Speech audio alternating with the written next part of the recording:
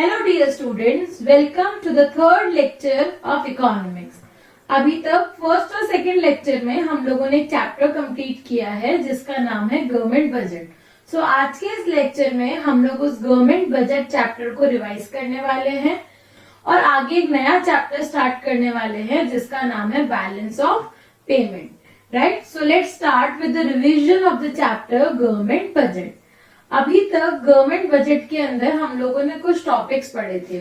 हम लोगों का फर्स्ट टॉपिक था मीनिंग ऑफ गवर्नमेंट बजट। तो गवर्नमेंट बजट का मीनिंग क्या था?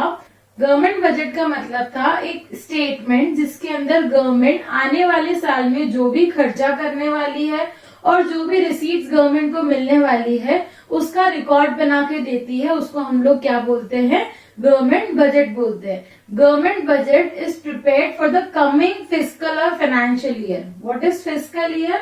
फिस्कल ईयर का मतलब होता है 1 अप्रैल टू 31 मार्च। राइट, इतना हम लोगों ने मीनिंग ऑफ गवर्नमेंट बजट के अंदर पढ़ा था।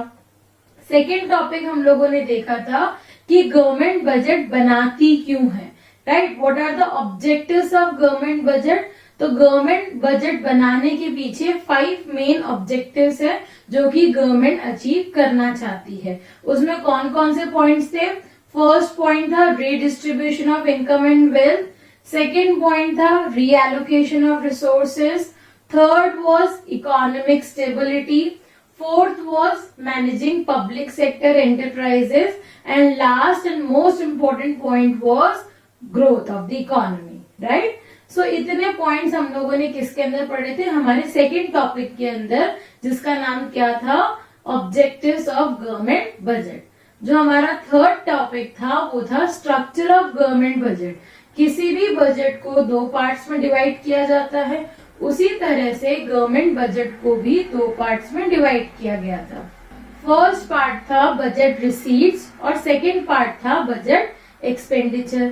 Budget receipts was again divided into 2 parts, revenue receipts and capital receipt. Revenue receipt वो receipt जिससे assets and liability पे impact नहीं आएगा। और इसके अंदर हम लोगों ने एक लाइन पढ़ी थी, उस लाइन का मतलब those receipts which neither create any liability nor reduces assets of the government. Revenue receipts को again हम लोगों ने 2 parts में divide किया था।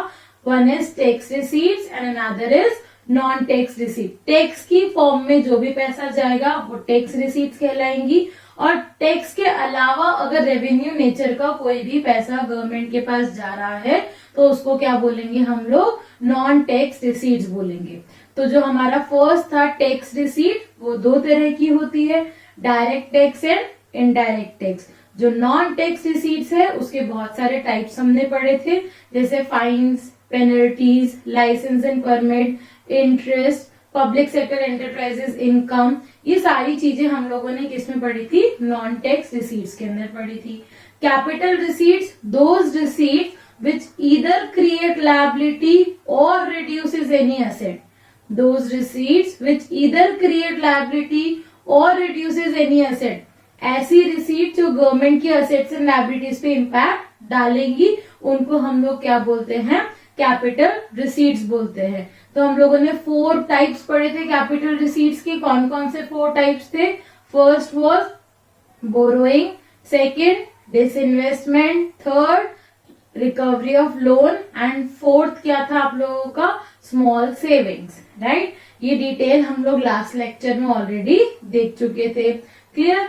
इसके बाद जो हम लोगों ने एक्सपेंडिचर देखे थे, एक्सपेंडिचर के अंदर भी हम लोगों ने 2 कंपोनेंट्स देखे थे, revenue expenditure and capital expenditure. Revenue expenditure वो खर्चा होता है जो गवर्नमेंट एक बार करती है लेकिन उसका कोई रिकॉर्ड, कोई स्टेटमेंट फ्यूचर में नहीं दिखने वाला। फॉर एग्जाम्पल, अगर आपने पेंशन दी, सैलरी दी, तो ये रिकरिंग नेचर के खर्चे हैं जो कि गवर्नमेंट को हर साल करने पड़ते हैं। इससे कोई एसेट्स एंड लायबिलिटीज पे इम्पैक्ट नहीं आता। तो those expenditure which neither create asset nor reduces liability are known as revenue expenditure. Examples are pension, salary etcetera. Okay, जो नेक्स्ट हम लोगों का टाइप है वो है कैपिटल एक्सपेंडिचर। कैपिटल एक्सपेंडिचर का मतलब क्या होता है? those expenditure which either create asset or reduces liability of the government are known as capital expenditure. मतलब गवर्नमेंट ने कैपिटल नेचर का अगर कोई खर्चा किया है तो या तो गवर्नमेंट की असेट्स की फॉर्म में वो गवर्नमेंट को दिखेगा या गवर्नमेंट अपनी लायबिलिटी को क्या करेगी, रिड्यूस करेगी। फॉर एग्जाम्पल गवर्नमेंट ने डैम कंस्ट्रक्ट कराया, स्कूल, बिल्डिंग, हॉस्पिटल कंस्ट्रक्ट करवाए। इसके अलावा हम लोगों ने 4 टाइप्स ऑफ एक्सपेंडिचर पढ़े थे, planned expenditure, unplanned expenditure, developmental expenditure and non developmental expenditure, right. ये 4 टाइप अलग से हम लोगों ने देखे थे, किसके, एक्सपेंडिचर के, गवर्नमेंट एक्सपेंडिचर के, राइट। इसके बाद जो हम लोगों का नेक्स्ट टॉपिक था वो था टाइप्स ऑफ बजट, जिसके अंदर हम लोगों ने 3 पॉइंट देखे थे, surplus budget, deficit budget, balance budget. Surplus budget क्या होता है, जब आपका रेवेन्यू ज्यादा हो, जब आपकी रिसीट्स ज्यादा हो एज कंपेयर टू एक्सपेंडिचर, उसको क्या बोला जाएगा, सरप्लस बजट बोला जाएगा। जब आपका एक्सपेंडिचर ज्यादा हो और रिसीट्स कम हो तो उसको डेफिसिट बजट बोला जाएगा। जब दोनों इक्वल हो, मतलब रिसीट्स इज इक्वल्स टू क्या हो, एक्सपेंडिचर हो, तो उसको क्या बोला जाएगा, बैलेंस्ड बजट बोला जाएगा। क्लियर। इसके बाद हम लोगों ने टाइप्स ऑफ डेफिसिट बजट पढ़े थे, जो numerical as well as theory point of view, दोनों ही पॉइंट ऑफ व्यू से क्या है, इंपॉर्टेंट है, राइट। तो इसके अंदर हम लोगों ने 3 टाइप के डेफिसिट देखे थे। फर्स्ट था हम लोगों का रेवेन्यू डेफिसिट, जिसमें सिर्फ और सिर्फ रेवेन्यू एक्सपेंडिचर और रेवेन्यू रिसीट्स की बात की गई थी। रेवेन्यू एक्सपेंडिचर वो एक्सपेंडिचर होता है जो कि government day to day nature का करती है, राइट। तो जब हमको रेवेन्यू डेफिसिट निकालना है तो हम क्या कर रहे थे, फॉर्मूला क्या लगा रहे थे, revenue expenditure minus revenue receipts. इससे हम लोग क्या निकाल रहे थे, रेवेन्यू डेफिसिट निकाल रहे थे। इसके बाद हम लोगों ने फिस्कल डेफिसिट पढ़ा था। फिस्कल डेफिसिट में ये लॉजिक दिया गया कि जो बोरोइंग्स है वो ऑलरेडी डेफिसिट की वजह से ली जा रही है, तो एक्चुअल कंडीशन पता लगाने के लिए हम लोगों को बोरोइंग्स को क्या करना है, एक्सक्लूड करना है। तो हम लोगों ने फॉर्मूला क्या बनाया था, total expenditure minus total receipts other than borrowings. और फिस्कल डेफिसिट का हम लोगों ने एक और फॉर्मूला देखा था, जिसका क्या फॉर्मूला, फिस्कल डेफिसिट का हमने एक और फॉर्मूला देखा था, fiscal deficit is equals to borrowings. इतना हम लोग ऑलरेडी पढ़ चुके थे। इसके बाद हम लोगों ने लास्ट टाइप देखा था, प्राइमरी डेफिसिट। प्राइमरी डेफिसिट का मतलब होता है जब हम लोगों ने बोरोइंग्स हटा दी तो हम लोग इंटरेस्ट क्यों काउंट कर रहे हैं, तो इंटरेस्ट का पैसा भी जब हम एक्सक्लूड कर लेते हैं तो उसको क्या बोला जाता है, प्राइमरी डेफिसिट बोला जाता है। प्राइमरी डेफिसिट का हमने एक फॉर्मूला देखा था, fiscal deficit minus interest payment. और एक और टॉपिक हमने देखा था जीरो प्राइमरी डेफिसिट का। जीरो प्राइमरी डेफिसिट का मतलब गवर्नमेंट ने इस पर्टिकुलर ईयर में कोई भी बर्डन क्रिएट नहीं किया है। जो भी लोन गवर्नमेंट ने लिए हैं, it was just and just for the repayment of interest of previous loan. इस साल का कोई भी न्यू बर्डन गवर्नमेंट ने क्रिएट नहीं किया है। तो ये सारे टॉपिक्स हम लोगों ने लास्ट वाली लेक्चर्स में पढ़े थे। तो अब हम स्टार्ट करते हैं हमारा नेक्स्ट चैप्टर, जिसका नाम है balance of payment and forex. Balance of payment and forex आप लोगों के 6 मार्क्स का चैप्टर है। इस 6 मार्क्स के चैप्टर को हम 2 पार्ट्स में डिवाइड करके पढ़ने वाले हैं। फर्स्ट पार्ट हमारा है बैलेंस ऑफ पेमेंट और सेकंड पार्ट हम लोगों का है फॉरेक्स, राइट। तो जब बैलेंस ऑफ पेमेंट और फॉरेक्स हम लोग पढ़ेंगे तो ये 2 अलग अलग चैप्टर के फॉर्म में पढ़ेंगे, लेकिन दोनों चैप्टर का कंबाइंड वेटेज 6 मार्क्स का ही रहेगा। ओके, तो हम लोग फर्स्ट पार्ट स्टार्ट करते हैं। फर्स्ट पार्ट है balance of payment. Balance of payment के अंदर हमको कुछ टॉपिक पढ़ने हैं। फर्स्ट टॉपिक आप लोगों का है meaning of balance of payment. Second topic है structure of balance of payment.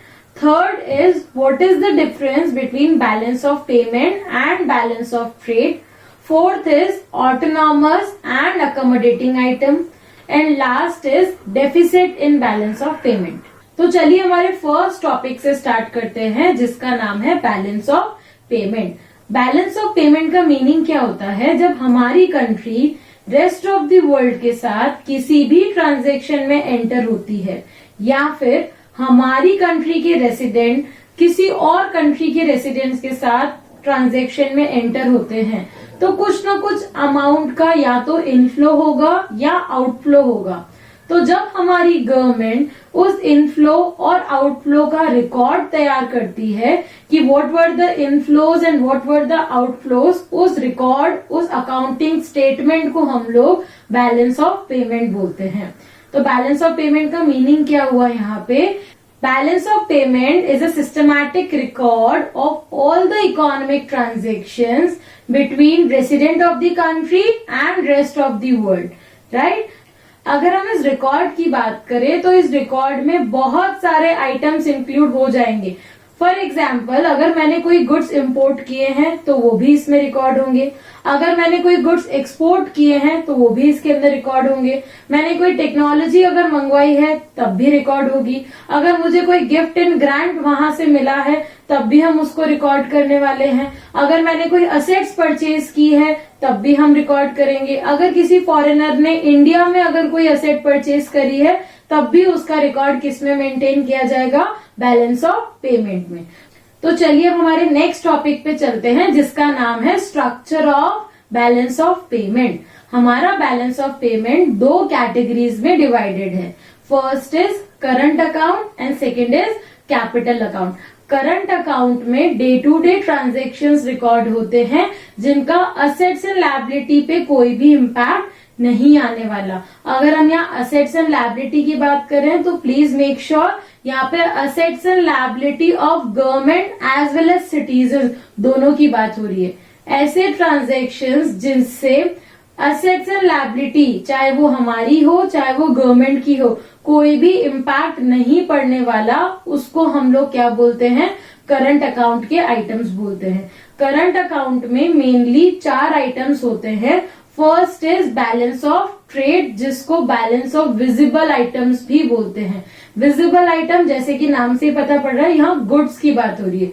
अगर आप लोगों ने कोई भी कमोडिटी मंगवाई या कोई भी कमोडिटी एक्सपोर्ट की तो उस केस में वो कमोडिटीज का ट्रांजैक्शन इस वाले फर्स्ट पॉइंट में इंक्लूड होगा। पॉइंट का नाम क्या है? Balance of visible item.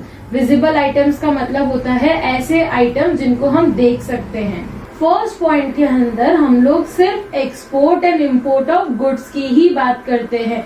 इस export and import of goods को हम लोग बैलेंस ऑफ ट्रेड भी बोलते हैं, बैलेंस ऑफ विजिबल आइटम्स भी बोलते हैं। विजिबल आइटम इसलिए क्योंकि गुड्स को हम लोग देख सकते हैं। Services are invisible, goods are visible. तो जब हम फर्स्ट एलिमेंट की बात कर रहे हैं तो जो भी इम्पोर्ट एक्सपोर्ट गुड्स का अगर हो रहा है, चाहे वो कंट्री और सामने वाली कंट्री की गवर्नमेंट के बीच में हो रहा हो, चाहे वो हमारी कंट्री के रेसिडेंट और सामने वाली कंट्री के रेसिडेंट के बीच में हो रहा हो, किसी भी फॉर्म में अगर 2 कंट्रीज इन्वॉल्व है तो उसको हम लोग क्या करेंगे? इम्पोर्ट एंड एक्सपोर्ट की कैटेगरी में काउंट करेंगे, राइट? अब यहाँ पे अगर हम बात करें, हमारा जो बैलेंस ऑफ पेमेंट है उसके अंदर 2 साइड्स होती है। एक होती है डेबिट साइड और एक होती है क्रेडिट साइड।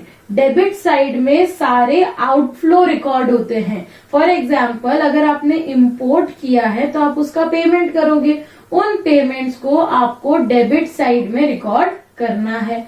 क्रेडिट साइड में सारे के सारे इनफ्लोज रिकॉर्ड होते हैं। इनफ्लो मतलब अगर आपको कोई पेमेंट मिला है that means it is inflow and it will be recorded under credit side. Okay, तो अगर हम यहाँ पे गुड्स की बात करें, अगेन हमारे फर्स्ट पॉइंट पे अगर हम आए तो अगर हम लोगों ने इंपोर्ट किया है गुड्स का, तो इसका मतलब हमको पेमेंट करना पड़ेगा। अगर हम लोग पेमेंट कर रहे हैं that means it is outflow of cash. Outflow of cash is a debit side item. Debit side मतलब हमारे लिए नेगेटिव आइटम है ये, right? Again I am repeating, अगर आप लोगों ने गुड्स को इंपोर्ट किया है दैट मीन्स आपको उसका पेमेंट करना पड़ेगा। अगर हम किसी चीज का पेमेंट कर रहे हैं दैट मीन्स कैश आउटफ्लो हो रहा है। अगर कैश आउटफ्लो है तो it is a debit side item, और डेबिट साइड आइटम को हम लोग नेगेटिव आइटम बोलते हैं बिकॉज इसके अंदर हम लोगों का कैश जा रहा है, इसीलिए इसको नेगेटिव आइटम बोला गया है। ऑन द अदर हैंड, अगर आप लोगों ने गुड्स एक्सपोर्ट किए हैं तो एक्सपोर्ट का आपको क्या मिलेगा? पेमेंट मिलेगा। पेमेंट अगर मिल रहा है that means it is a inflow of cash. Inflow of cash का मतलब it is positive item. Positive item मतलब क्रेडिट आइटम है यहाँ पे। और अगर आपको बोला जाए कि आपको बैलेंस ऑफ ट्रेड निकाल के दिखाना है, तो बैलेंस ऑफ ट्रेड क्या होगा? Sum of credit minus sum of debit, sum of inflows minus sum of outflows, या फिर एक्सपोर्ट माइनस इंपोर्ट, राइट। तो बैलेंस ऑफ ट्रेड के अंदर जितना पैसा आया और जितना दिया, उनका अगर हम लोग बैलेंस निकाल ले तो हमारा क्या निकलेगा? बैलेंस ऑफ पेमेंट, जिसको बैलेंस ऑफ विजिबल ट्रेड भी बोला जाता है। चलिए अब सेकेंड पॉइंट को देखते हैं। सेकेंड पॉइंट है import and export of services. अगर मैंने कोई टेक्नोलॉजी इंपोर्ट की है, कोई भी कॉल सेंटर सर्विसेज को अवेल किया है, तो that means it is transaction of services. Services को यूज करने का भी हमको अमाउंट देना होता है। तो अगर हम लोग सर्विसेज को इंपोर्ट कर रहे हैं, इंपोर्ट कर रहे हैं मतलब पेमेंट देना पड़ेगा। पेमेंट देना है दैट मीन्स आउटफ्लो है। आउटफ्लो है मतलब डेबिट साइड आइटम है। Debit side item is negative item. Clear? अगर हम लोगों ने वही सर्विसेज को एक्सपोर्ट किया है तो हमको पेमेंट मिलेगा। पेमेंट मिलेगा मतलब inflow of cash. Inflow of cash is credit side item. Credit side item मतलब पॉजिटिव आइटम। तो अगर आपको बोल दिया जाए calculate balance of invisible trade, तो कैसे निकालोगे? Sum of export minus sum of import, या फिर sum of credit minus sum of debit, और एक्सपोर्ट माइनस इंपोर्ट। क्लियर? ये था हमारा सेकेंड पॉइंट। थर्ड पॉइंट जो हमारा है करंट अकाउंट का, वो है यूनिलेटरल ट्रांसफर। यूनिलेटरल ट्रांसफर का मतलब होता है वन साइडेड ट्रांजेक्शन्स, मीन्स जिसमें one side he transaction. For example, अगर हम गुड्स दे रहे हैं, बदले में कैश आ रहा है, तो दैट इज बाइलेटरल ट्रांजेक्शन, दो तरफा ट्रांजेक्शन जिसमें कुछ न कुछ मिल रहा है। लेकिन यूनिलेटरल ट्रांसफर में वन साइडेड ही होता है। For example gifts and grants, अगर आपको कोई गिफ्ट एंड ग्रांट मिला है तो उसके बदले में आपको कुछ नहीं देना, तो that means it is unilateral transfer. Unilateral transactions को हम लोग वन साइडेड ट्रांजेक्शन्स भी बोलते हैं। अगर आपको कोई गिफ्ट एंड ग्रांट मिला है, that means it is positive item. Positive item कहाँ रिकॉर्ड होते हैं? क्रेडिट में रिकॉर्ड होते हैं। वही अगर आपने कोई गिफ्ट एंड ग्रांट दिया है तो it is negative item. Negative item कहाँ रिकॉर्ड होते हैं? डेबिट साइड में। तो बैलेंस ऑफ यूनिलेटरल ट्रांसफर कैसे निकालोगे? Debit minus credit, right. Last जो आप लोगों का पॉइंट है वो है इनकम। अगर आपको कोई भी इनकम मिली है किसी भी फॉर्म में, फॉर एग्जाम्पल आपने कोई लोन दिया था, उस पे आपको इंटरेस्ट मिला है, या आपका कोई असेट था उस पे आपको रेंट मिला है, या फिर आपको वेजेस एंड सैलरीज मिले हैं, तो ये सारी चीजें किसमें काउंट होती है? इनकम में। अगर हमारे रेसिडेंट्स को फॉरेन से कोई भी इनकम मिली है, that means it is a positive item, and positive item means it is recorded in credit side of balance of payment. वही अगर हमारी कंट्री ने फॉरेनर्स को कोई भी इनकम दी है तो that means it is negative item, and negative items are recorded in which side? Negative items are recorded in debit side, right. तो इसी के साथ हम लोगों ने 4 कॉम्पोनेंट देखे। यहाँ पे कौन कौन से देखे? Import and export of goods, import and export of services, unilateral transfer and income, right? इन चारों के साथ हम लोगों का क्या निकल सकता है? करंट अकाउंट का बैलेंस निकल सकता है। अगर हम चारों एलिमेंट्स के डेबिट को काउंट करें और इन चारों एलिमेंट्स के क्रेडिट को काउंट करें, और फिर अगर हम एक पर्टिकुलर होल बैलेंस निकालना चाहे, तो वो हमारा क्या कहलाएगा? बैलेंस ऑफ करंट अकाउंट कहलाएगा। तो बैलेंस ऑफ करंट अकाउंट कैसे निकाल सकते हैं हम लोग?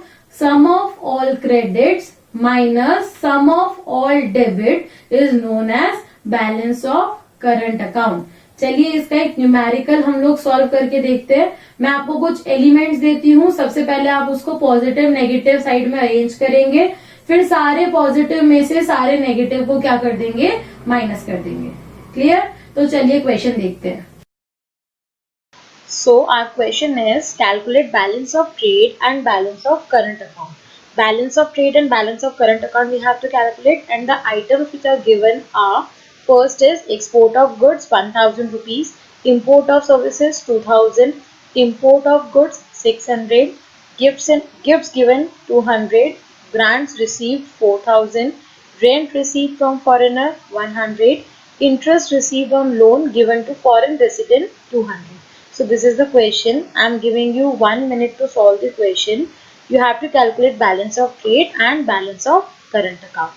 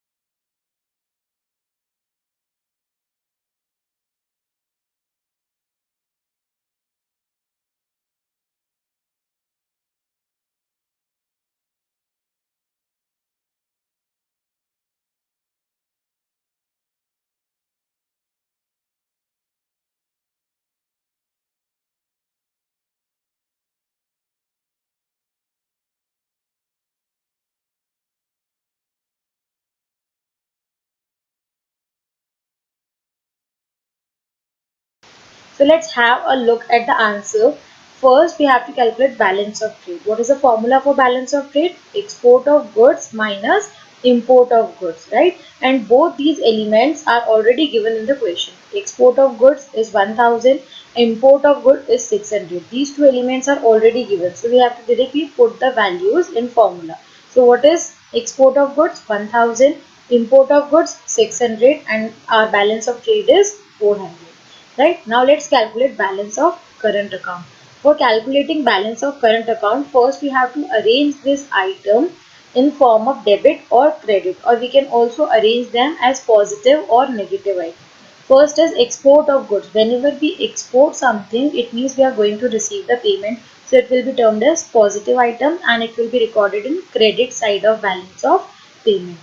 Second point is import of services. Whenever we import something, we need to pay for that. Whenever we are paying, it is negative item and it will be recorded in debit side of balance of payment.